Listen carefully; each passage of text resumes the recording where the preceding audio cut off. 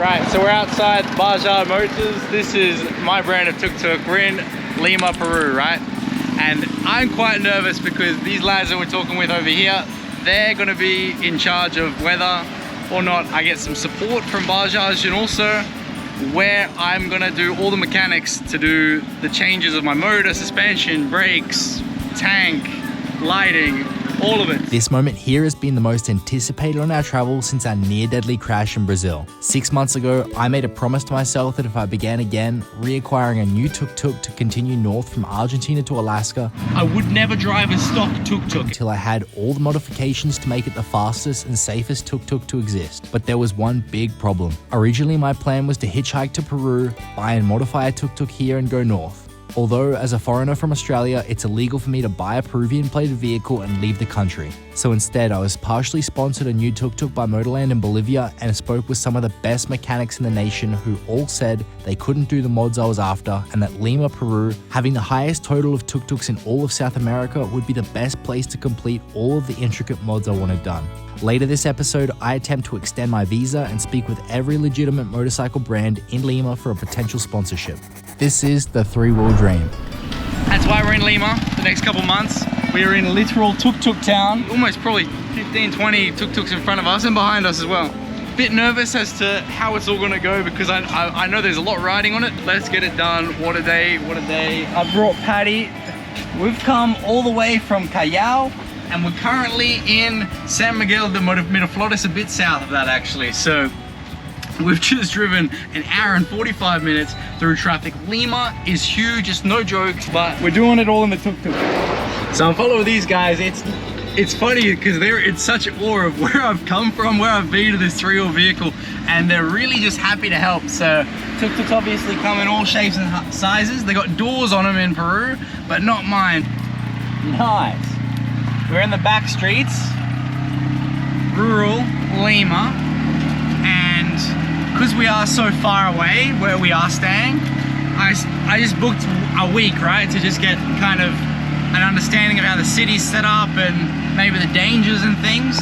This is wild, boys, where you taking me? But the plan, mate, basically is that as soon as I find the mechanic, obviously I want to document a lot of the process of installing the different modifications. So the plan is to more so move out of the city, move closer to wherever the tuk-tuk is, and frequent the mechanic every day or every second day, depending on what's happening. So just wondering, you know, the amount of convincing I would need to get a girl to think it's a good idea to come back to wherever this is, you know what I mean? If I was living up in here. Local corner store, a couple of tuk-tuks in that every now and then. I'm following this white ute, and I'm wondering where they're taking me, man. Look at that. ¿Cómo están, amigos?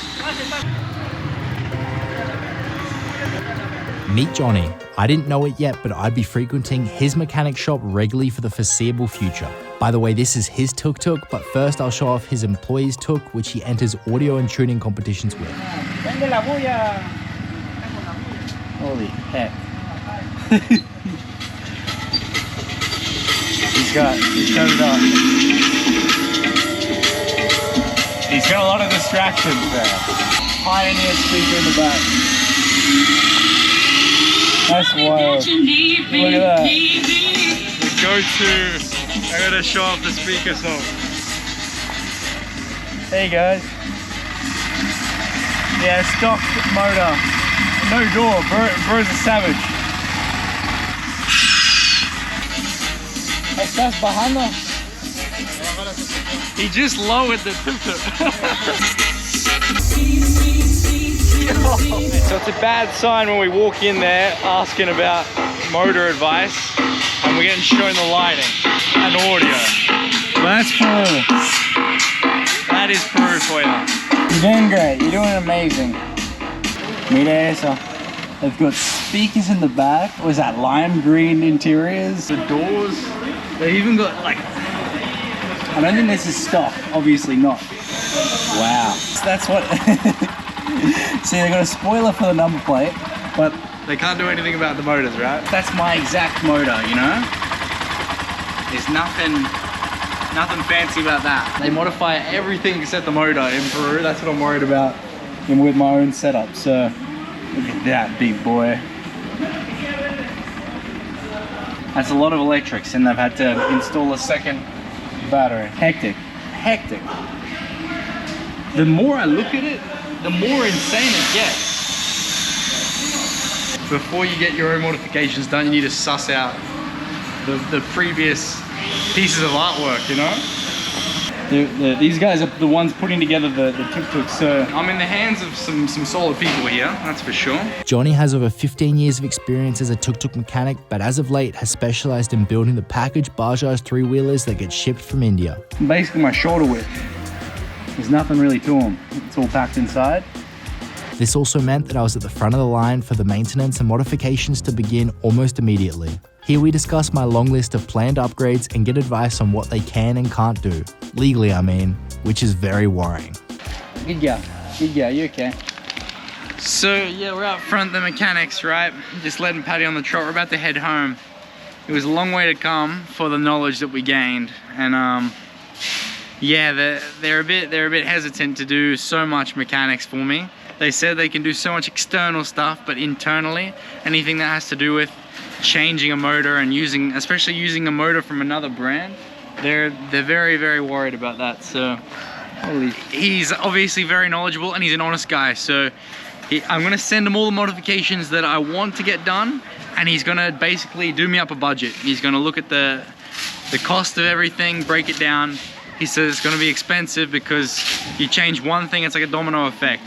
The motor gets changed, you need to change the transmission, the mechanics then get changed, then the chassis is unstable, so you're gonna have to upgrade the chassis. I kind of knew all this would happen, but yeah, it's gonna be a slow process. We're gonna be, I know, in Lima for a couple months, and that's what we planned for. So he's been approached before about doing a engine swap. I believe he's never done it before, mainly because it's illegal apparently. So he says he had old friends, right, that have gone to jail for doing stuff like I want to get done.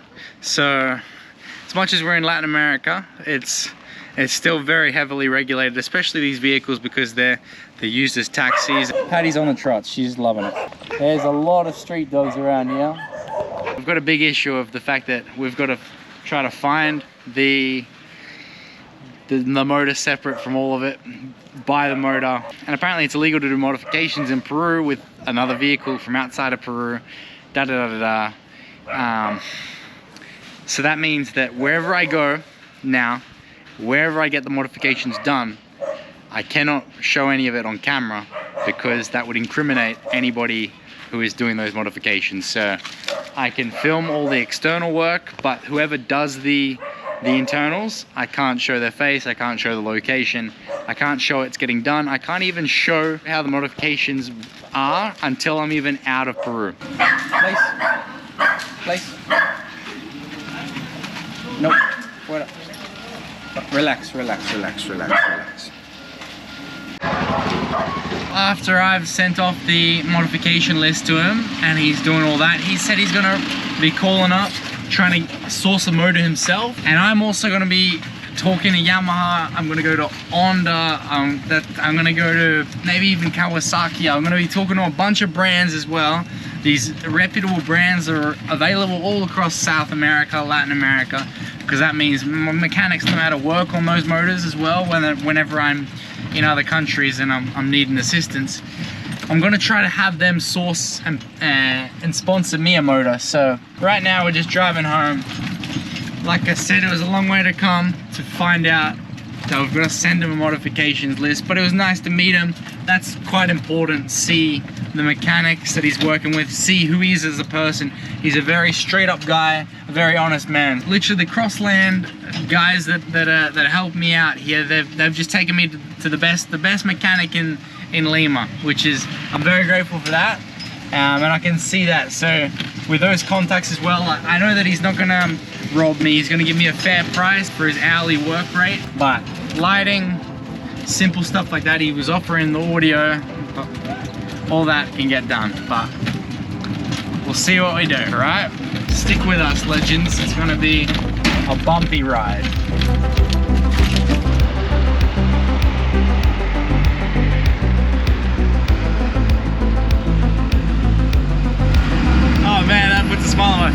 scene. Just these tuk-tuks. Plenty. What's going? How cool, man.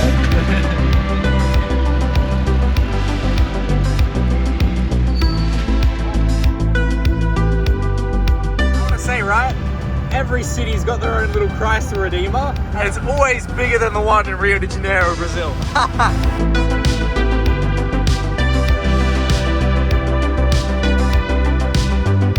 So we're still in traffic. It's been almost 2 hours here in Lima trying to get home. This is at least better than these guys, right?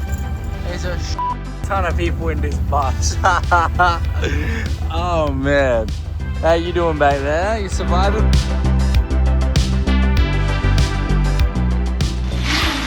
Rightio then, so until I kind of get this tuk-tuk in a mechanic, this is the battle that I have to face every time I go out. We've got to maneuver the tuk-tuk, kind of shimmy it to get it out this big door. Got to put sunscreen on, and I'm really trying to dress up today because we're going to go speak to some of the biggest motorcycle franchises in the world. Yamaha, Kawasaki, Honda.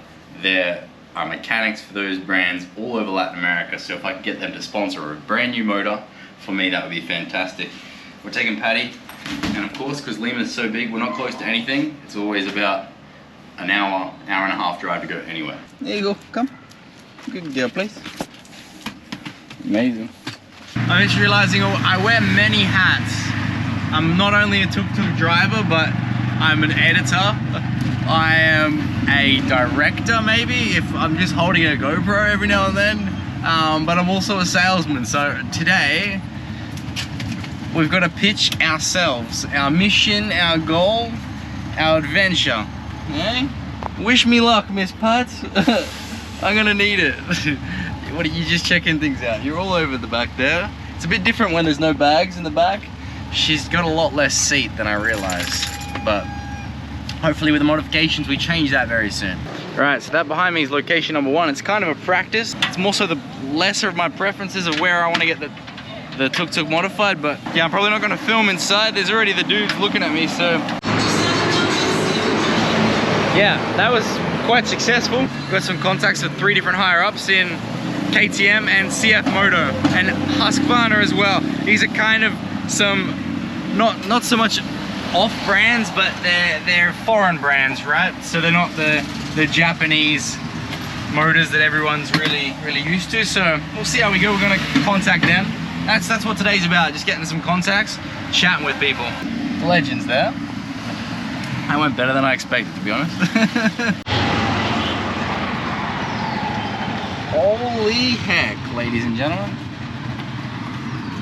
That is the Yamaha offices for all of Peru. I used to have a motorcycle in Australia. It was the Yamaha as well, an MT-07. So I'm gonna use that in my pitch. Say this is the dream come true, right? The collaboration that should have always been. I thought I was literally coming to Latin America to get a Yamaha motorbike. Didn't work out. We got Paddy and a tuk-tuk. One up. Upgrade, eh?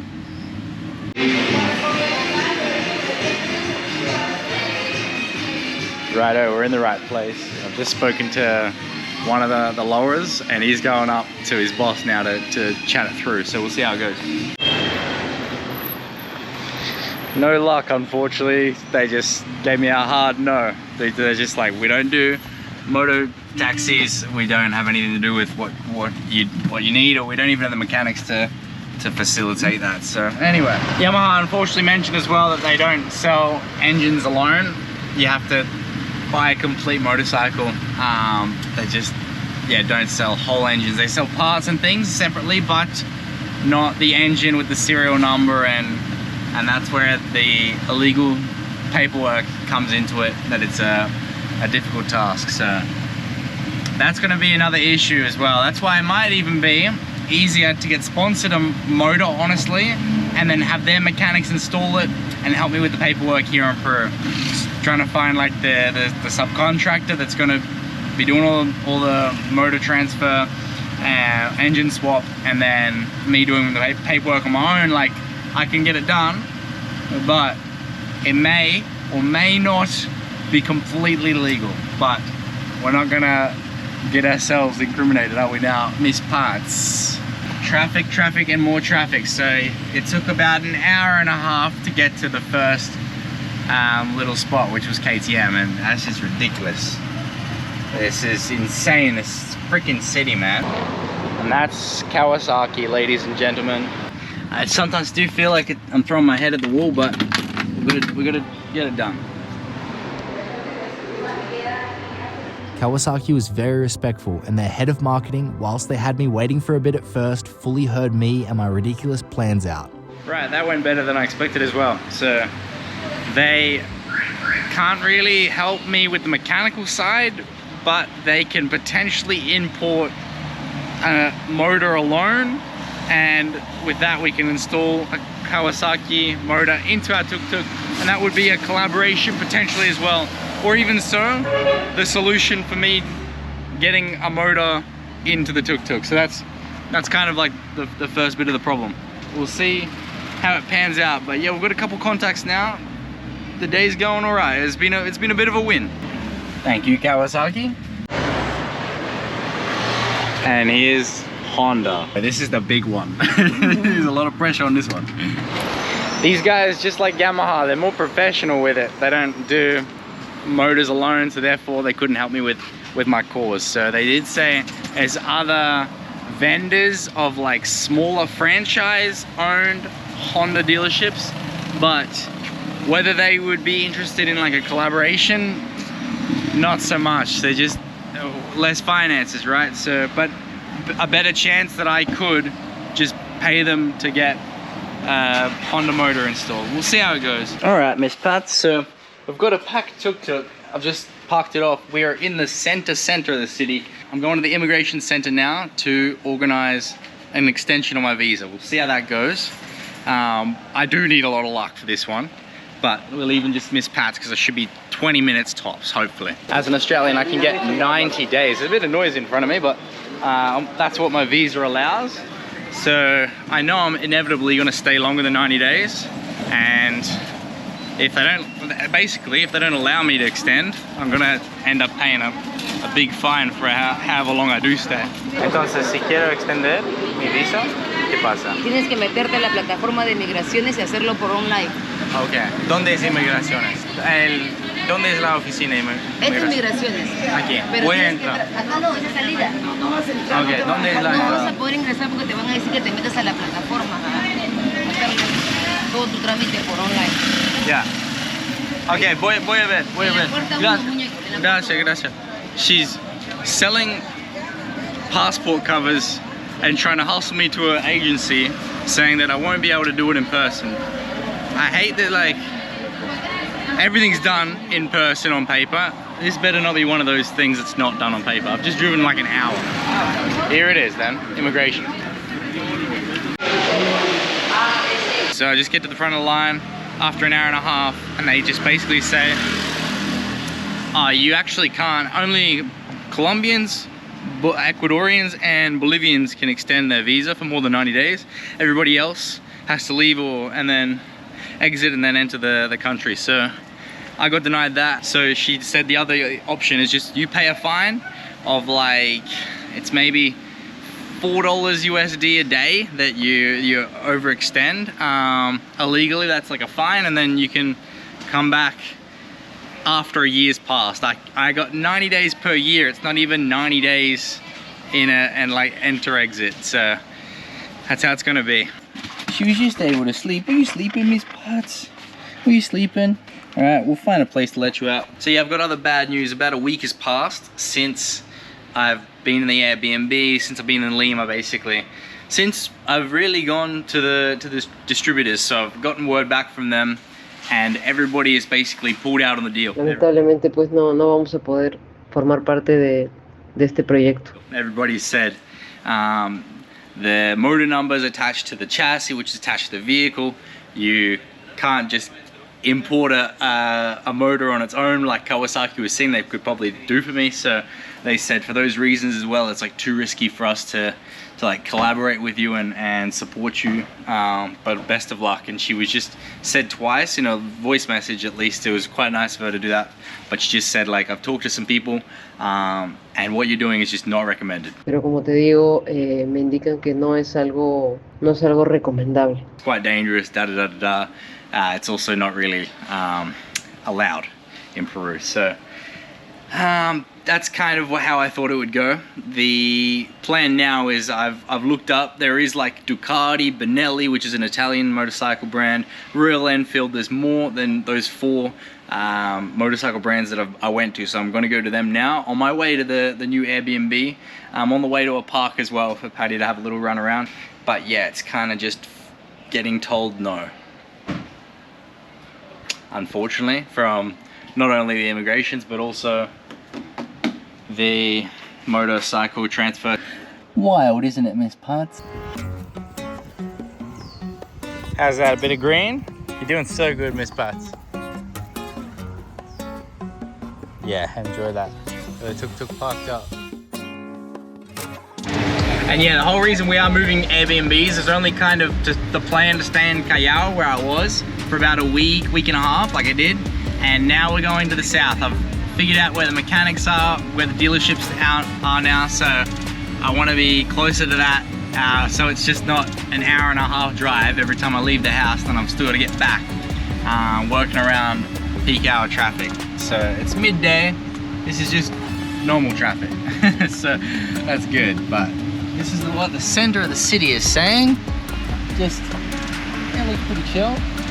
I'm staying in Chorillos, so it's really close to 2 suburbs where all the tourists are, where all the nice fancy restaurants, bars are, Barrancas and Miraflores. So when my parents come, we're gonna stay in Miraflores, but this is nice. Look at that, that's beautiful. How well can you see that? This is the center, wow, this is cool. Cool to show off. I didn't think I would be here, but it's not looking good, buddy.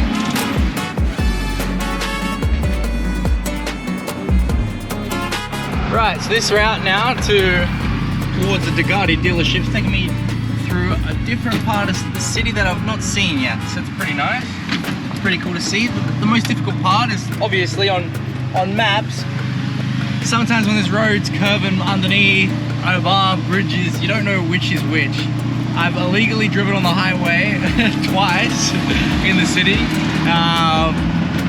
Didn't get caught by police, thank goodness, but I was on the highway and there wasn't any like toll point policeman like in previous episodes telling me, buddy, you can't go that way.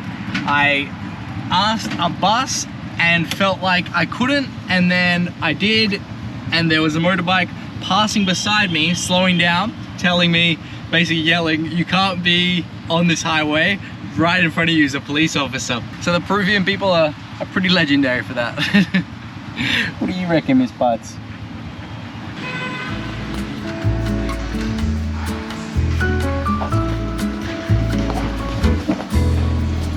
I gotta tell you, I feel so out of place. This is Audi below, but Ducati above. And what the heck?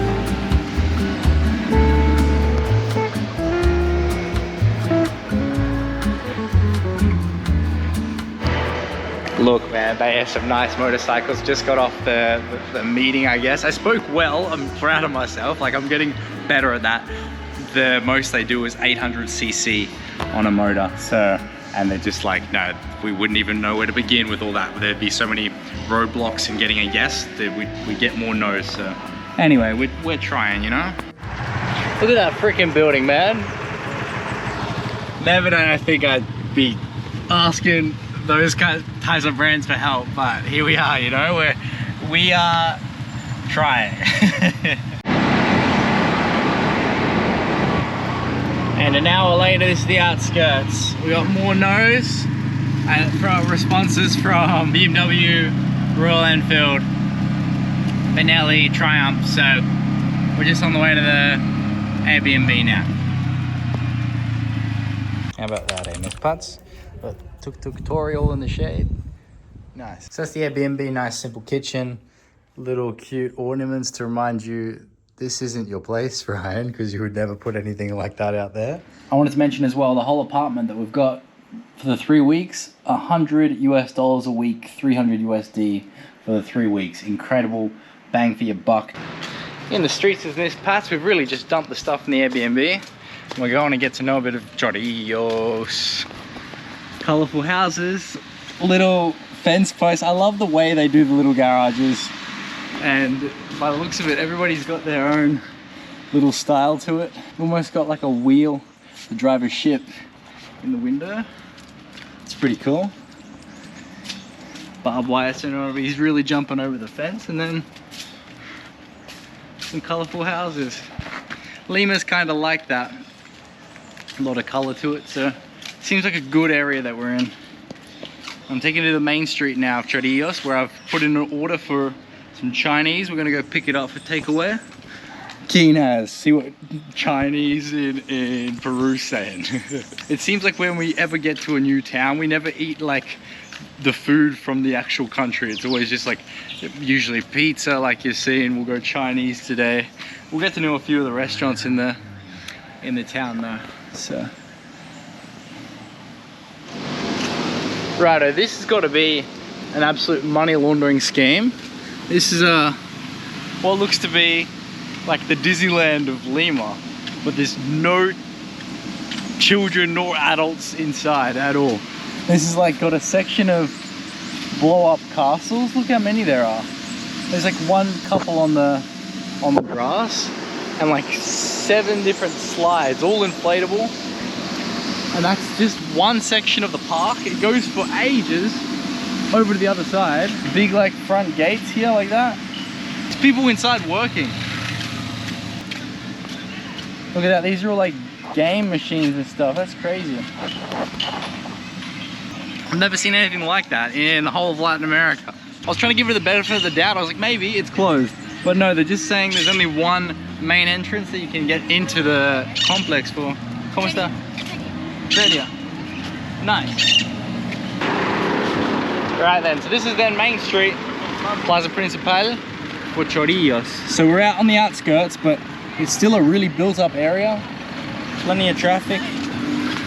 Getting to know the world, aren't we, Miss Pats? Barber, you can just get some paint supplies and things. That's what they call a ferreteria. It's a tool shop. But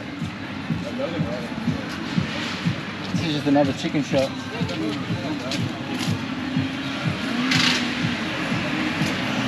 More tuk-tuks. There's plenty of tuk-tuks in this town.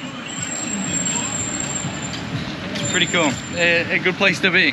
That's the whole reason we came, to be close to the tuk-tuks and the mechanics. And that we are. Beautiful cakes, man.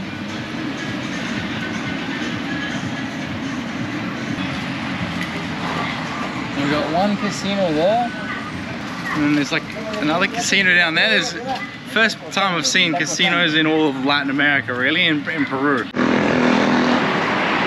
This is our Chinese that we got, Miss Pat. Listo? Gracias, amigo. We've got some spring rolls and like a pasta, noodles and rice dish. Look at that, right between, that's a casino there as well. So you just know the Chinese shop in between 2 casinos, it's going to be just flavoursome, oily, exactly what you want after a bit of a day driving and getting some negative responses. Good girl, Miss Potts. Alright, so the Airbnb absolutely stacked us up with waters, toilet paper, hand towels. I think she's grateful that we've booked for like we have. But this is what Peruvian Chinese is saying. We've got a bit of sweet and sour sauce. This is like ají. This is the Peruvian touch to make it a bit spicy. What are these? I haven't had a spring roll, I'm telling you, in like 2 years, right? So I want to see how it is, because we've got good Chinese in Australia too.